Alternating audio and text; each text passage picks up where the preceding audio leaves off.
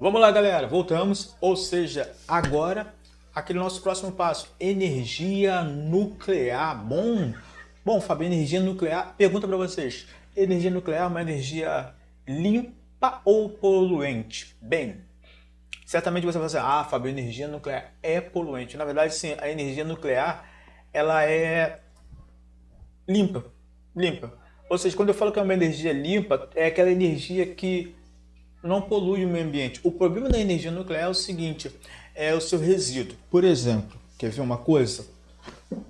Quando você compra uma bala, você pegou a bala, você tirou o papel dela e você jogou no lixo, ou seja, acabou por aí. Bem, a energia nuclear, nós trabalhamos com elementos atômicos, o urânio, entre outros. O problema é que quando a energia nuclear é produzida, pergunta-se o que fazer com o resíduo dela, o que sobrou dela. Bem, você pode colocar simplesmente no bolso e jogar fora?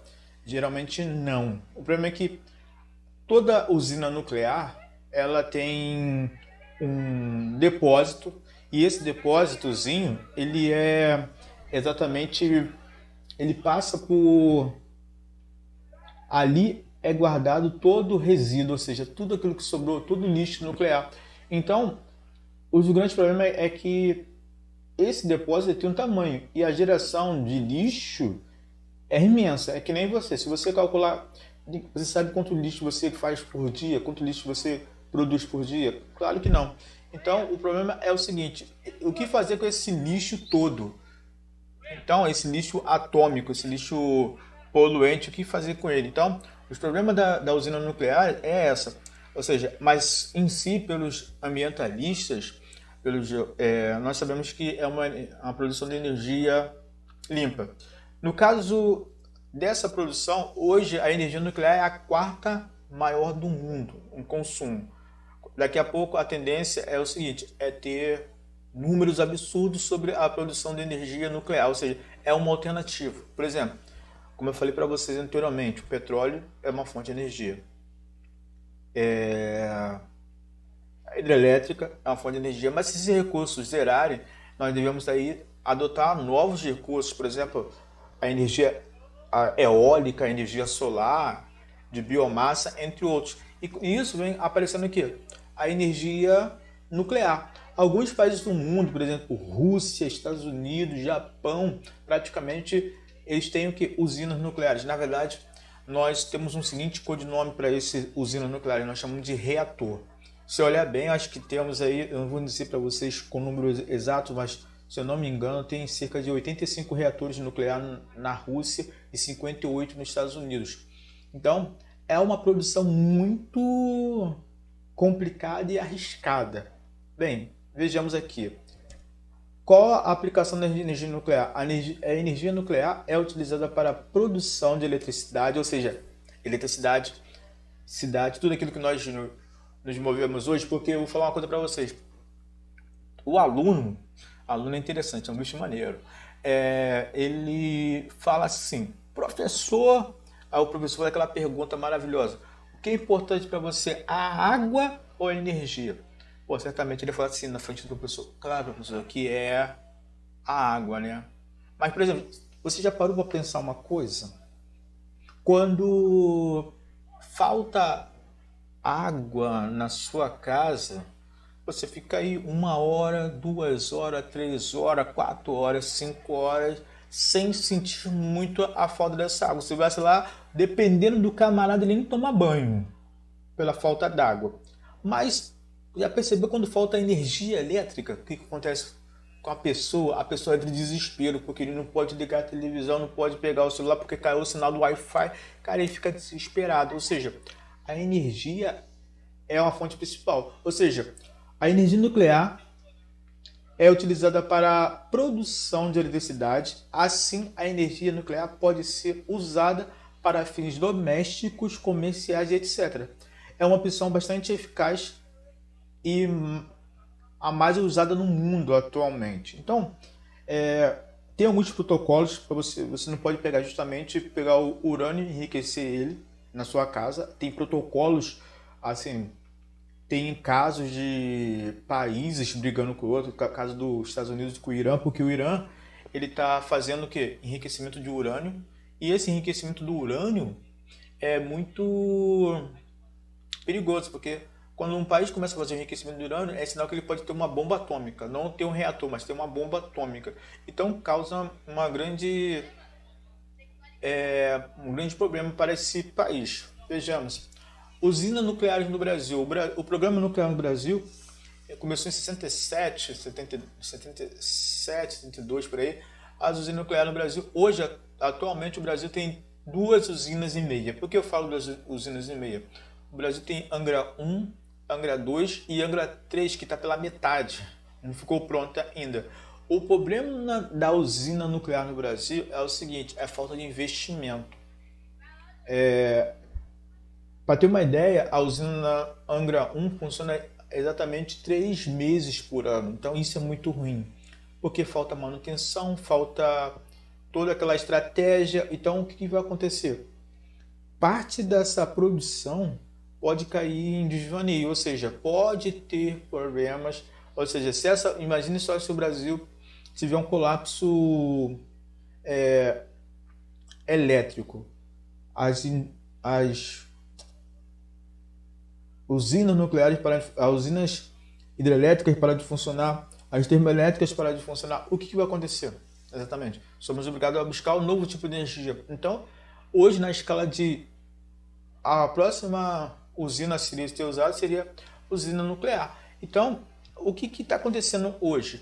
O uso da usina nuclear no Brasil ainda falta investimento. Isso, vejamos que começou durante a ditadura militar, a questão da corrida nuclear. Então, passa por sérios problemas. Então, vejamos aqui, o Brasil atualmente, agora depois do governo Dilma, né, começou o programa de submarino nuclear no Brasil.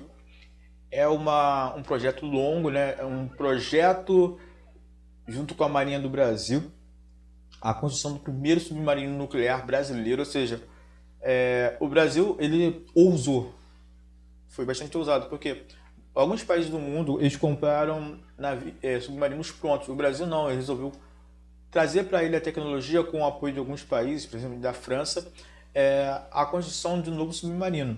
Então, esse projeto é um projeto a longo prazo, né? Ele atualmente o inicial dele foi em 2016, se não me engano, 16, 17, e tem um tempo de 10 anos para ficar pronto, uma autonomia.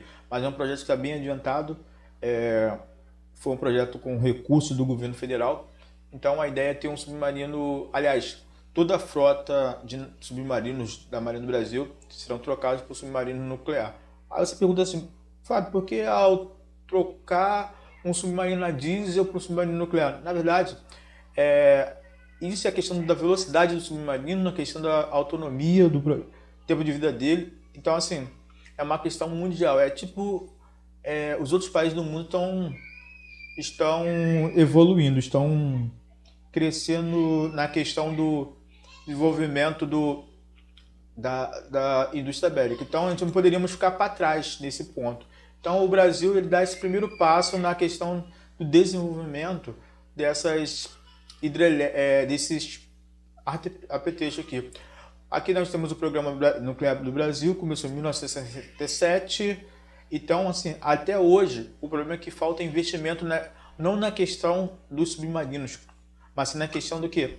Das usinas. Falta um grande investimento na questão da usina nuclear no Brasil. Ou seja, falta muito esse investimento. Então, assim, a gente pensa num colapso energético daqui da frente, lá na frente, ou uma questão climática mesmo. Então, esse é o grande projeto. Mas o problema todo é o seguinte, a pergunta que todos os ambientalistas fazem é o seguinte, será que as usinas de Angra 1 e Angra 2, assim, não cito o Angra 3 porque está em construção ainda, será que elas estão seguras para a utilização? Ou seja, é uma grande incógnita. Aqui nós temos como que funciona um reator, né? Como que é feito a questão da energia nuclear, ou seja, a produção, ou seja, ele funciona a mesma coisa que eu falei da termoelétrica, a questão do vapor, funciona exatamente disso, né? Engraçado que na Revolução Industrial nós utilizávamos as máquinas eram movidas a vapor, né? Então, anos depois, um gerador nuclear ele é utilizado com vapor. Interessante isso. Bem, aspectos negativos da energia nuclear. Temos aí a grande preocupação do mundo é a seguinte: qual são os aspectos negativos na energia nuclear? Porque quando a gente fala em energia nuclear, certamente lembramos logo de tragédias. Por quê? Primeira coisa é o que fazer com esse produto, ou seja, com a questão eólica. O que fazer com aonde arrumar o urânio, né? Que nem em todo lugar do mundo você vai encontrar urânio. Será que se torna uma peça muito cara, um apetrecho muito caro? Então isso, a aquisição de produtos atômicos pode custar vidas, ou seja, pode se tornar uma guerra, porque todo mundo vai estar atrás do ouro. Isso pode ser uma preocupância muito grande. Aonde depositar o lixo atômico, porque temos uma produção muito grande de energia nuclear. Então, se temos uma produção muito grande de energia nuclear, teremos uma produção muito grande de que? Lixo atômico. E isso é muito preocupante. Aonde que iremos colocar tanto lixo atômico? Esse é o grande problema. E a outra questão, que é uma questão global, quem vai patentear as novas tecnologias? Por quê? Hoje, se a gente olhar a tecnologia utilizada nas usinas Angra 1 e Angra 2, é uma tecnologia ultrapassada em relação a outros países, tipo Japão, Estados Unidos e Rússia. E isso levanta um alerta para quê? Todo mundo lembra do acidente na usina nuclear de Chernobyl. O que aconteceu?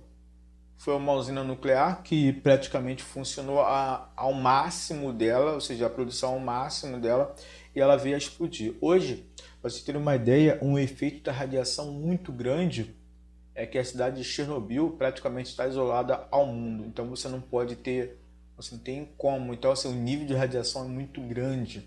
As pessoas contaminadas em Chernobyl, praticamente os seus filhos, netos, certamente vão nascer com algum efeito dessa radiação aí, perfeito? Então, assim, a utilização de usinas nucleares no mundo é um fato interessante.